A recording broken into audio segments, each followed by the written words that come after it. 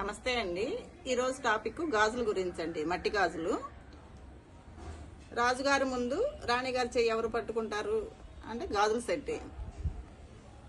సెట్టి మలారాలు తీసుకొని వచ్చేవాడు. గాజులు మలారాలు తగిలించుకొని అమ్మేవాడు. చిన్నప్పుడు ఒకసారి వేయించుకున్నాను గాజుల సెట్ దగ్గర గాజులు. తర్వాత మా ఊర్లో షాపులు వచ్చేసినాయి. ఇంకా తను కూడా రావడం తగ్గిపోయింది. ఈ గాజులు వేసుకోవటం వల్ల మనకి బ్లడ్ సర్క్యులేషన్ బాగుంటుంది.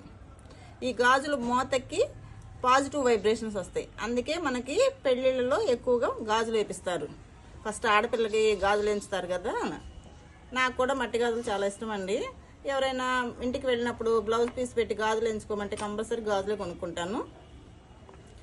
మా వదిన వాళ్ళు అయితే ఎప్పుడు శారీ కొన్నా కానీ నాకు గాజులు కంపల్సరీ. మొన్న శారీ కొన్నారు, దాంతోపాటు గాజులు కూడా కొనిచ్చింది. ఇవి థ్రెడ్ బ్యాంగిల్స్ అండి. ఇవి తయారు చేసుకున్నాము. రెడ్, తర్వాత ఏమో కనకాంబరం కలర్స్, కుందన్స్ బీడ్స్ అంటించి. ఇది ఆరెంజ్. ఇవన్నీ మట్టి గాజులేనండి. ఇవి ఒక్కటే థ్రెడ్ బ్యాంగిల్స్. డ్రాప్స్ అని ఇప్పుడు కొత్తగా వస్తున్నాయి కదండి, ఆ బ్యాంగిల్స్.